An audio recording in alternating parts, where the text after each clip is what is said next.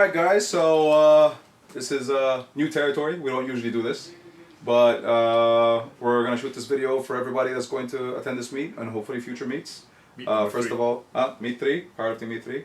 First of all, welcome to the Barbell Club. My name is Firas Afani. This is Ahmed Abbas. We're missing Ricardo Ferreira. He's late, which is okay. Maybe we'll catch him later. Next time. Yeah. We really appreciate that everybody's planning to participate in this competition and the previous competitions, of course the future competitions. It's a wonderful thing to be able to bring this to everyone, so thank you all for being a huge part of this, being the reason we do this. If anything, this is where the joy lies. Really, when we started off, if you remember, it was really small. Yeah, I remember the day you were talking about this. Yeah. So, I remember it was I had the idea of having this like competition sort of style like Instagram page, but it wasn't like anything fun. And you were like, I have this better idea, or how about we do a barbell club? I didn't get it. It was on the bike, and you kept talking about it. Yeah. Like barbell club happening soon. I'm like, cool. I'm excited. I want to know more about it. Then page started. Yes. So we were in the gym when I did this. Yeah. I signed up as we were in the gym. Yeah, 100%. Yeah. And then that's where it started. Can I ask you what was the inspiration? Really quick? I'll be honest. The idea was, why don't we just? I know we have lifters everywhere. Yeah. People who lift in Qatar, and it's a sport everywhere else, but in Qatar it doesn't seem to be a sport. Lifting is a sport in itself, be it powerlifting or weightlifting. And there's all these little islands in these gyms, but no one knows the other exists. So the idea was, if we create a small page where everyone would introduce themselves to everybody else, we'd probably bring a nice community together. Sure. Now, I didn't know it was going to get this big. I didn't know it was going to be this fun. But yeah, I mean, that was the initial idea. And then, of course, if you recall, we were just a bunch of 5-6 people, and we said, hey, why don't we run a mock meet? Yeah. And at which point I procured the equipment. Won't say how much it cost. Procured the equipment and said, well, why don't we open it up a bit, and we'll see how many people would show up. And if you recall that first event. Oh man, that first event really took up a notch. Yeah. So the first event we were, instead of 5 people, it was 30 people. And then the second event, instead of 30 people, it was 70 people. And now meet 3, we're at 90 plus. 90 plus. 90 with a waiting list of about 30 people. This is also people. This is including people coming from abroad. Yes, that makes us very happy to see the people from Bahrain, from Kuwait, from Saudi, UAE. So getting people coming in to compete is really making this happen the way we want it to. Now, that being said. Now that we're at meet 3. Yeah, there's a couple of things we have to clarify. Number 1. When we started this, it was very amateur. The idea was to run something amateur. Have fun, enjoy it. And we were teaching people. So even when we were reffing, we were cueing people during the reffing, do this and do that. The second meet was a little more pro, a little less am. Not quite there yet because of the guys coming in from Kuwait. Shout out to Abbas and team and Turkit and all the guys who came here and put on an amazing show. We kind of elevated a bit and we made sure that we were reffing cleaner. Maybe a couple of the amateurs we were a little nice, just so that we don't discourage them and have them bomb out. We had some first timers on the second meet, but it's an experience. Yes. Like, regardless whether they know they're here, knowing it's the real deal. 100%. You know? But now we're actually pro-am. So we've got pros and we've got amateurs. And the percentage of pros is much higher. And I gotta say, the amount of people flying in who really do this as a passion or as a job, or they coach and they are competing, makes us very happy. So we have to elevate. So elevating our standard involves elevating everybody's standards. If you're an amateur and you're training, you have to elevate your standards. Don't come to learn. Learn in the gym, come to apply. Exactly. Right? Yeah. You are expected to perform, you are expected to behave, you are not expected to argue, to fight, you are expected to hit your lifts. We don't want you to bomb out, but you will get called and bomb out if you don't do lift shift properly. 100%. So this is where I think we are taking the reffing very seriously. Yes. Extremely seriously. Yes. So elevate your game. If you feel you are not ready, if you've got questions, please DM us on the Instagram page. This is the time to DM. Yeah. We've got 3 weeks to 3.5 weeks till then. Yeah. So this is the time to reach out. Please reach out if you've got questions. Please reach out if you're not sure. There's no shame. The whole idea is to get you to do your best during competition. Exactly. So that being said, we're going to start at point 1.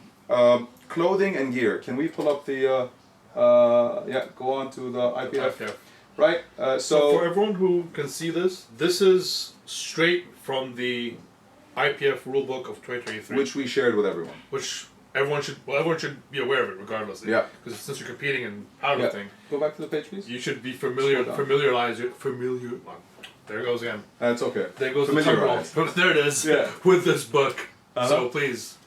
So, what does this mean? What are we allowed to wear? What are we not allowed to wear? We are following the IPF classic rules. For those of you who don't know, there's equipped, there's other rules, there's raw, there's a few rules around the world, but the ones we are following is the IPF classic rules, which means you're wearing a singlet that is approved by the IPF.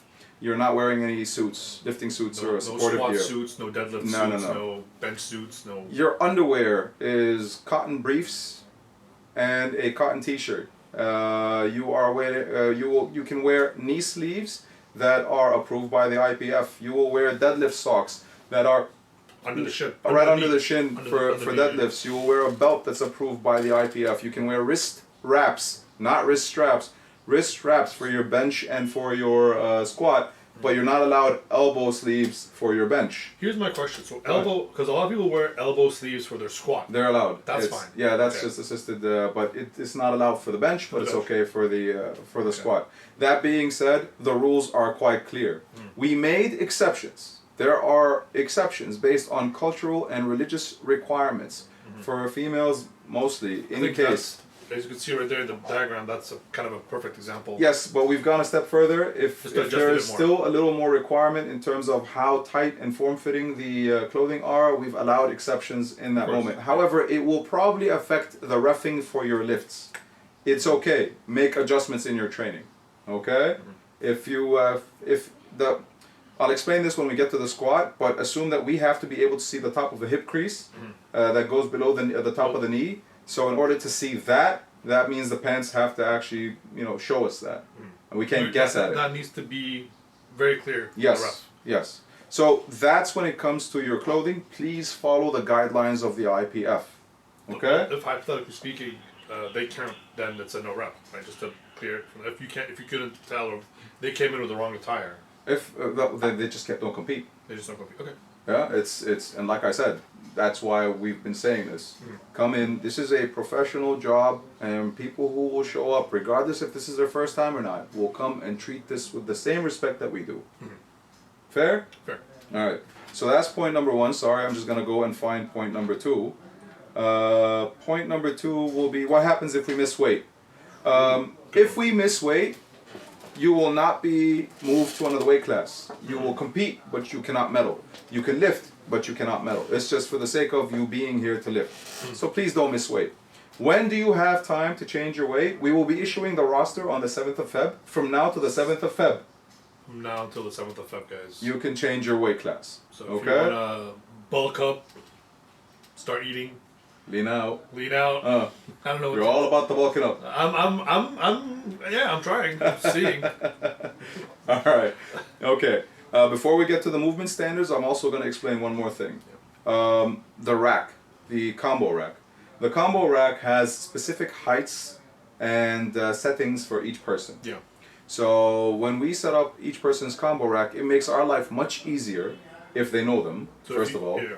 If you don't, the night before and the night before that, we will set up the rack so we can take everybody's measurements. So the just to clarify, it's a 2-day event.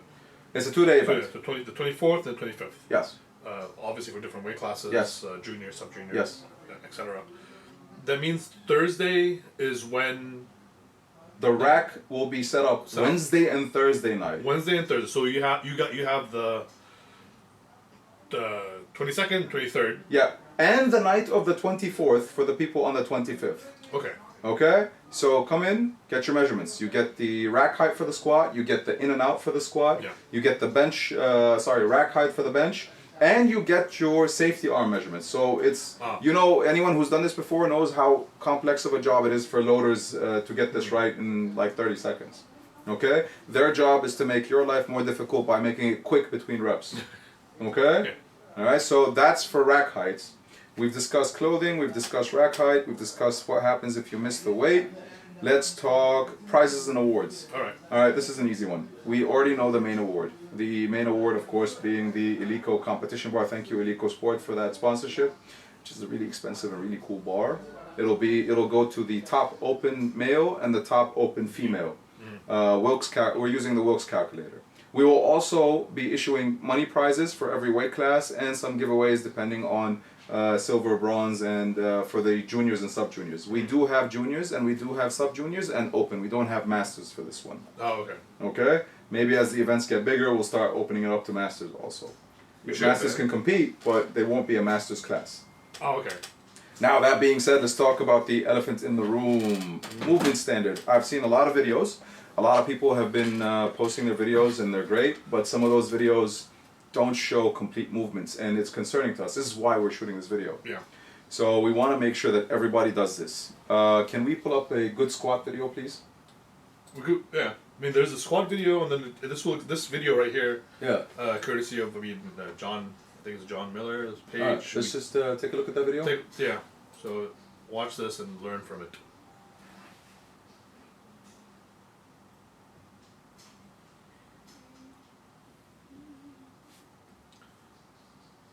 So these are all good squats, but then later it'll explain what not to do wrong. Right, so does the video have audio in? Or no? No? Okay, good. Yeah. So number one for the squat, in order to get the squat command, as you rack off, you want to have your knees locked. You could lean over, but the knees locked are important. Once you get the rack command, you can actually, the start command, then you can actually start your squat. So to get the start command, knees locked, standing upright, looking at the ref. The head ref will look at the side refs and the side, and they'll give him the okay, and he'll say start. So this is an interesting point he's making right now. So beating the start command is a no rep. Yeah, don't squat before you hear the start. This is where patience and you really have to listen to the ref comes in play. Because I've seen people, unfortunately, get no rep. Yeah, just because they started before. Yeah, it's such a shame. So that's number one. Number two is, let's stay on the full screen, don't go back into the small screen. Number two is, of course, once you've squatted, your depth. How do you know depth? Depth is very clear in the rule book. The top of the hip crease must be lower than the top of the knee. It is not a lift unless the ref on the side sees the top of your hip crease go lower than the top of your knee. We have a diagram. If Lou, do you mind pulling that up? By the way, Lou, whenever you want to go show the video, click browser. So squat rule, you see it? Yeah. That right there is explaining where we're looking. We're looking at the top of the hip crease, and it's got to be lower than the top of the knee. Can we go to squat rules 2, please? Yeah, there. That's a good. So by the way, guys, if you're posting videos on Instagram, all that, and you really want to like show us how you squat, I think it's good that if you show us a side view. Yeah. By far, that's the best view in order to tell for the squat. I learned that the hard way. Yes, your best angle is special I'm for. infamous, so just putting the camera behind me. I wanted to call it for the gram, but damn. Call it for the gram, but damn. But no, it's important because when you have a side view, you can really see where the hip crease goes below the knee. Yep. And that's what you're looking for. Yes. So that's what we're looking for. And then you stand up. Now there's other reasons to fail. There is, of course, up-down movement, pausing, your feet shuffling. Your feet aren't allowed to move after you get the start command. Yeah. But then also the one that you'd never want to have done is when you stand up, don't re-rack the bar before you get the rack command. Bar dipping. There's one right there. Yeah, that's the bar dipping. So basically when you go up, and the bar does a double movement. These are all examples of kind of, I think I'm seeing solid reps. Yeah. But here, for example, lock knees. So when you stand up all the way, your knees have to be locked. And then, of course, the beating the rack command. Oh my God! Just don't pause. Keep Imagine walking. just like that's. See, this is so important. This is so important, guys. Really listening to the referee because you go through all that.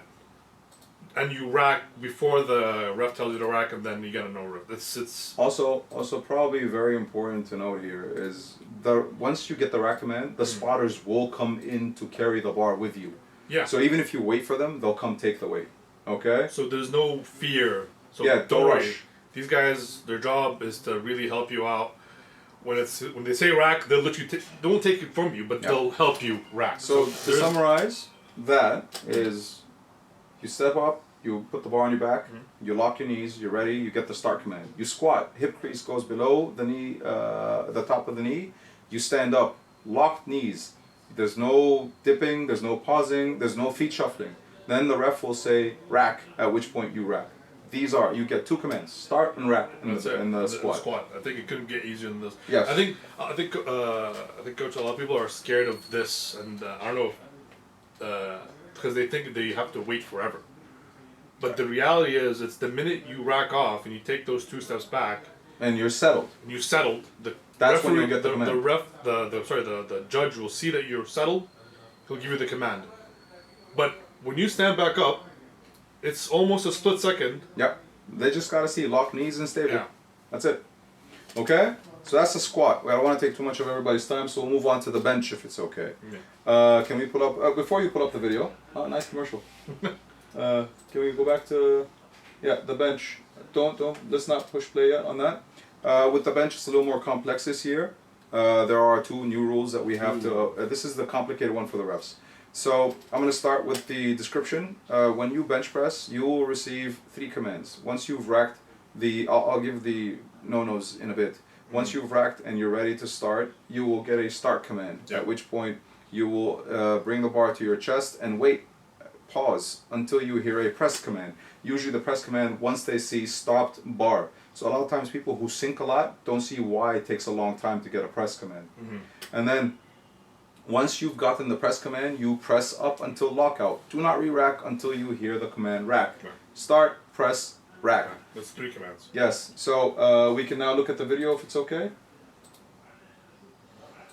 Full screen. So side refs always look at the feet. Side refs always look at the feet and the glutes and the head. Yeah. So they want to make sure that the feet are in full contact with the floor. The glutes, the way they define it this time, is mid-glute, not top of the hamstring. And the back of the head are always in contact with the bench.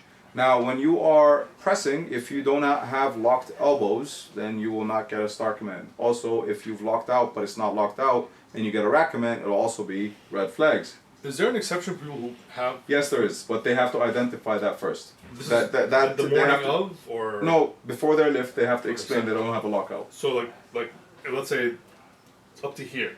If that's the limitation of their range, then we have to understand that that's their lockout. Okay. Okay. So let's keep going with that. So reason for beating the start command. Yes, please. Again, don't beat the start command. Please wait for the start command. I see this way too much. Fail to touch the chest. Yeah, I think everyone gets this. You will not get a press command if you don't touch and pause. Bar dipping, going up and down on the way up. That is also a fail. Unlocked elbows, we've discussed that. Let's see if we discuss the beating the rack command. Do not beat the rack command. Oh my god, yeah. It's pretty straightforward. Contact with bench. Contact with the bench. So the bar should not bump into the rack. Oh, yeah. Wow. Okay, yeah, I forgot about that completely. Yeah. So basically, no, on the way up, no bumping the rack. Yes. Okay, so let's pause that for a sec. Now, we said feet full flat on the floor. Mid-glute touching the bench, always in contact with the bench. You can't just bump your hips up. Back of the head can't come off the bench. We know the bar can't dip, we can't bump the bar.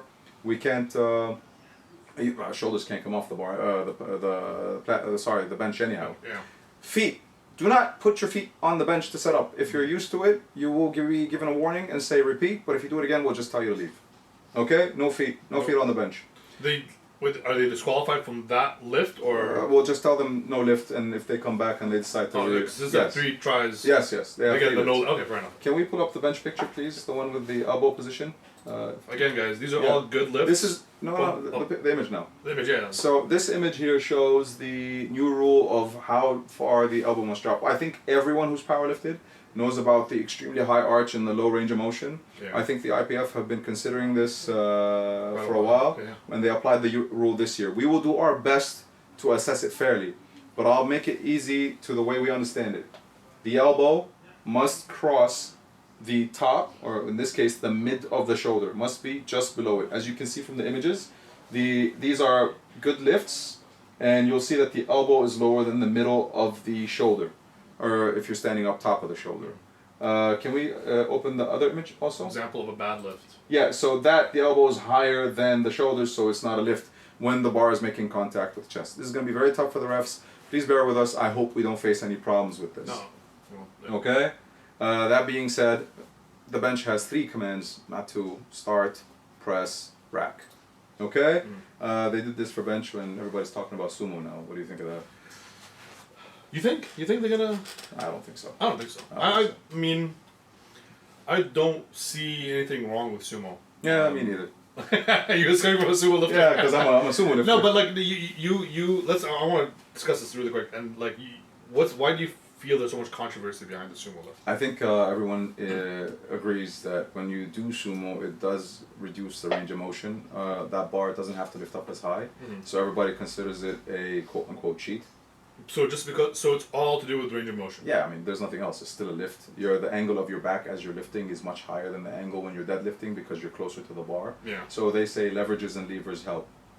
So that being said, both deadlifts are deadlifts. One of them is conventional. One of them is sumo. How wide your feet stand is strange. But then if you do set the rule, then the rule will become your hands must be outside your feet.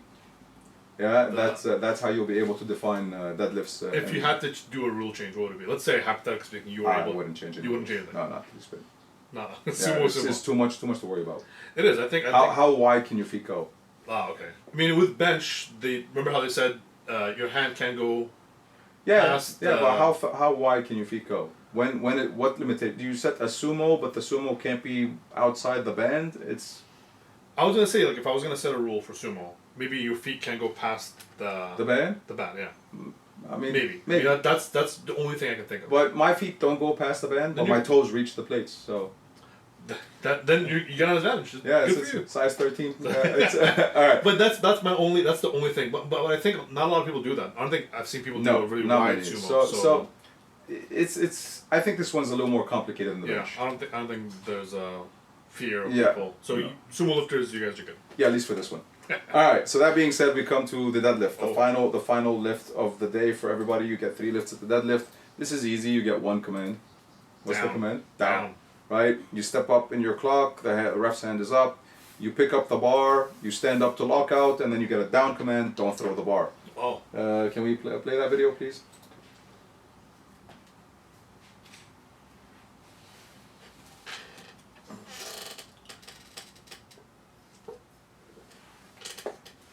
Right, so it's one of the big deadlifters in the world. So you'll see sumo, you'll see conventional. You could cross grip, you could hook grip, you could straight grip, whatever is your favorite. Reasons for failure. The most important one is the up down movement. So if the bar goes up and down and then up again, that's gone. So supporting on thighs, what we call hinging, is when your knees drop under the bar and you start to rest the bar on your thighs and you start to kind of hinge it. Jerk it a bit. So basically, your knees can't go under the bar. Okay, let's keep playing. And then, of course, shoulder not back. So we'll talk about lockout. Lockout here means shoulders are behind the bar, hips are locked out, and knees are locked out. So no soft lockouts. Soft lockouts are the most called ones from what I've seen. That and hinging. Can we keep? Yeah, please. There you go. Unlock knees, unlock hips. Beating the command. I hope no one does that. Yeah. That's a sad one. And it's nothing to be worried about. You can notice here that you're holding onto the bar when you're fully locked out for like not even a second, not even. Yeah, no. It's once you're locked out. Once you're locked out, the ref. It's not a pause. The ref will tell you to put it down. Exactly. You can hold on to it afterwards. You could hold on to it forever, but I mean, don't. Once you get the down command, you put it down. Exactly. Don't throw it down. So you get your minute. You get called, step up, grab the bar, start your movement, no hinging, no up-down movement, get to lockout. It's much more difficult for sumo lifters. This is the one where sumo is more difficult than conventional. Conventional, you can muscle through. You make a mistake, you muscle through. With sumo, if you make a mistake, you'll miss your lockout. Oh, okay. Yeah, it's no doubt. A lot of people underestimate the technicality of it. I used to see this a lot. People who could sumo deadlift unbelievable amounts of weight, but then when it comes to lockout, they keep their knees slightly not locked out and the bar sitting on their hips a bit. Oh, okay. That's a soft lockout. That won't count. Okay? So please, everybody, elevate your game. come ready. I think this is all that we were going to discuss today. Let me just double check the list. Yeah. What happens if you miss weight? Disqualifications. Please don't argue. Please don't fight with the refs. The refs are there to do their best job, just like you. Yeah. And if the idea is fighting them will give you... I know everybody's senses will be heightened, everybody will be angry, and everybody's coming to lift. But if it's the case, you will be disqualified. And we will have cameras set up. They won't be for reviews. There is no reviews. There is no panel. There is no jury. But, I mean, if someone does decide in the future to go at it and say the reffing, the videos will be posted. Yeah. And everybody will know why they may have missed a lift or may have not missed a lift. Of course, people do make mistakes, but we'll do our best to avoid that completely. So, amateur pro, you are held to the highest standards. Okay? Movement standards, prize awards, heights and settings, clothing gear, schedule. We've issued the schedule and the roster will issue out on the 7th of Feb. Remember, you can change your weight class up until then. That pretty much covers our discussions for the day. I have a question. So, people who are competing, they don't really necessarily have to have a handler or a coach. Listen, have a handler. You don't need it, but please have a handler. If you have a coach, even better. Yeah. But if you don't have a coach, have a friend with you that you will call a coach to keep you motivated, to take care of you, to pick your weights, to assist you, get this and get that. Warm-ups, the plates and all that. You're not going to be spending all day. Just to explain, every session will have that weight class compete in the squat bench, and every session is in the range of 3 hours to 3.5 hours. You're done. So you'll need someone for that period. We will be giving the weight class awards right after each session. But we're going to be giving the overall awards at the end of day 2. So it's going to be a party. Other question. Let's say someone does have a coach / handler. And I don't know if this is a controversial question or a controversial thing, but are they allowed to do the handoff in the bench? No. No. No. Okay. Because I remember at one point, if you want your coach to hand you off, just the handoff. Nope. No. Oh, okay. Nope. None of that. None of that. Wow. So the coach can be on the sideline. Yep. But he can't be coaching, you can't be saying anything. He could yell as much as he wants. He can say whatever he wants. Yeah. Up, down, lift, do, don't, did. But the handoff... Nope. Because I realized something about benching, that the handoff has to be so perfect. Yep. So sublime. Everyone has a different handoff. Yep. I've people that I've trained with either have really horrible handoffs or they're the MVPs of handing off the bar. Yep. You know? So our people are being trained as we speak. The man managing the little controls in the back here, he's the guy training these guys. Do they tell them, I would rather have it here, is there something? You could talk to the spotter, whatever you want to say, you could do. Okay, alright. Alright? So, that being said, I think that covers the majority. Please, if you have any questions, just DM us at thebarbellclub.qa. If you have, you could always reach out if you're not sure about your lift and you want to make sure, you can send us a video and we'll give you our fairest assessment of it. Yeah, that should cover it. I think we're good. Yeah, good luck everyone. Good luck. I hope everyone smashes it. Well, the weights, that is. Alright, thanks. Peace out. Take care. See ya.